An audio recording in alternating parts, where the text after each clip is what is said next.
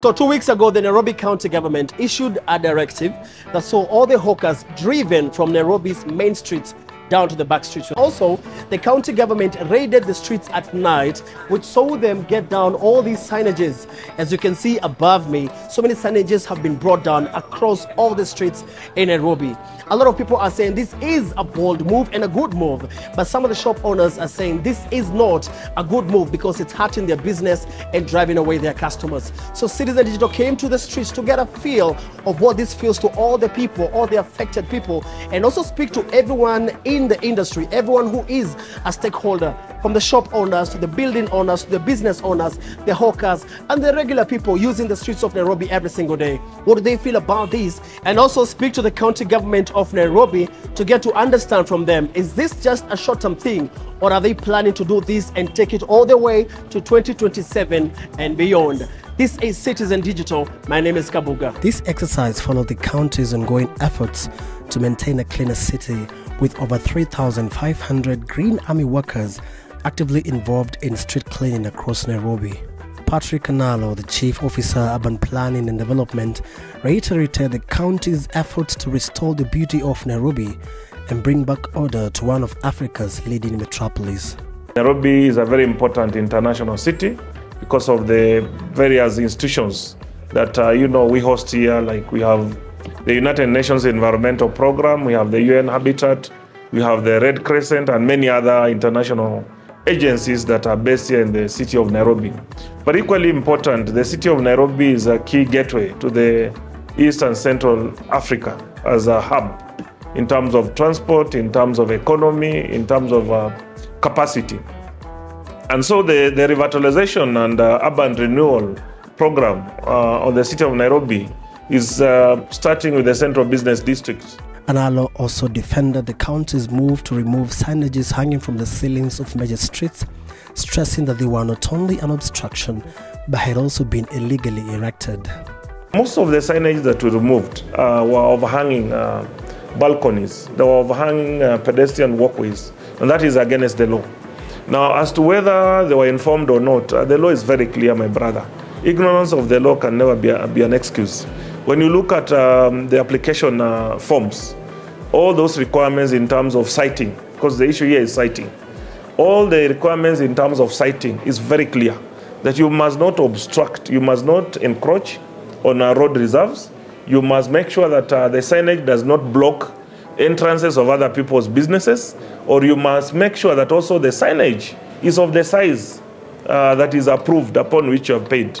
And when you sample most of the signages that we removed, a great percent were either hanging on the walkways, they were blocking the entrances of businesses, they were leaning, some you'd even just see, by a mere touch, they were falling. And so basically we're just enforcing the law. The ongoing efforts to clean up the city and refurbish its look, Analo added that the county had directed all owners of buildings in Nairobi to paint their buildings within the next 30 days, adding that building owners who would not comply with the directive will be dealt with according to the law. Something called aesthetics, beauty.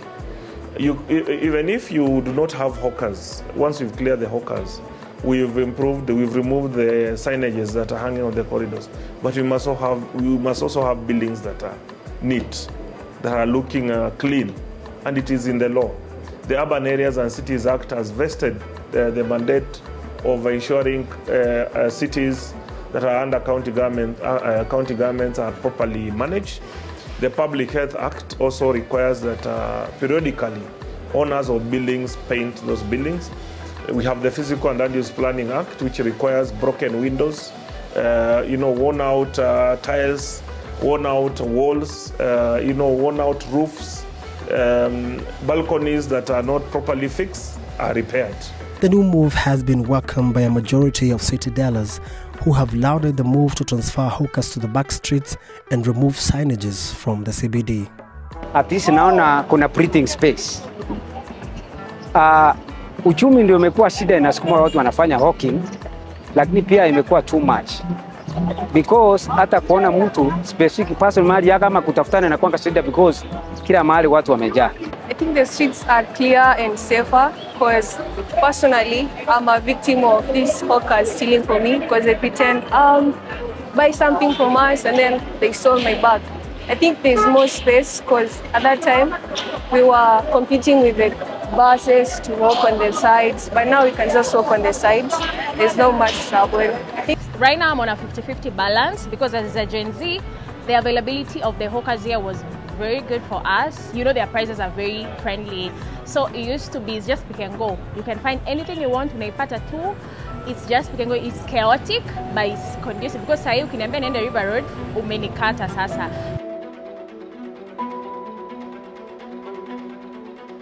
However, some hawkers are still not happy with the new directive, with some complaining of loss of business, unfavorable working environment and other issues. Najua kama customer hizi ingia hapa ndani, unaona kama anaweza ingia nyang'anywe. Hapa si mtu anaweza fanyia biashara.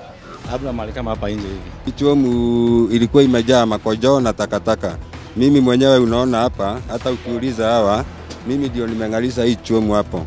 Hata saa hii unaona mahali ya kukanyaga. Sawa? Alafu saa hii tunataka tuwekewe hii chuomu stima. Ikiwekwa stima, usiku kukuwe kunakaa kama mchana, ili kila mtu asikuwa anaogopa kupita. Hapa pakikuwa na movement ya watu, at least kazi itakuwa poa. Shop owners too have expressed their disagreement with the county's move to remove their business signages, with many saying that the removal of signages was affecting their business due to decreased physical marketing and poor visibility from new clients. Hiyo billboard ndio inatupea direction for our clients. So saizi hata hatuwezi ambia client niko Moi Avenue, niko wapi, ndio nifanya nini, ndio waingie hapa. So imetu affect in a big way, especially sisi wenye tuko kwa duka za ndani. Kama sasa ukiangalia kama hii yetu hapa ilikuwa juu sana. In fact hata ikiwekwa huku ni kupanda, walipanda juu sana, walitumia ngazi ndio waweke hiyo, na sasa imetolewa. Inasemekana ati inaficha ama inakwasa watu, inawagonga, lakini sioni vile. Hakuna mtu mrefu wa hiyo age anaweza gongwa na hiyo kitu kichwa, iko juu sana. Si unaona hata wao wakitoa, sinaona wanapanda kwa lori juu ndio watoe. Kama ingekuwa inagonga mtu kichwa, ni mgani mrefu hivyo? At least watuambie, waambie wanabiashara ile size yenye wanataka billboard. That is kama wanasema ati zinagonga watu vichwa, then waseme the size, but billboard unajua hiyo ndio inatuuza. Sisi ndio inafanya biashara yetu pia ina grow. Hizo zinalipiago, huwezi weka bila kulipia, na pia hata kuyudisha ni very expensive. Despite the complaints from a section of business owners and hawkers, Analo has insisted that the county government would still press on with the beautification initiatives, adding that this was not just a passing fad, but a solid plan from the county government. There has to be order as we accommodate these very important people who contribute to the growth of our city's economy. We must also take care of the other players of the city's economy in terms of those who are in shops. We must be able to make sure that the transport in terms of vehicles that get into our central business district, there's efficient flow of transport. We must also be able to ensure that our police apparatus, in terms of security, they're also able to monitor the crowds, the movement, the behaviors, who is doing this and that. Because within a crowd that is not properly managed, it's very easy to have challenges of crime and security.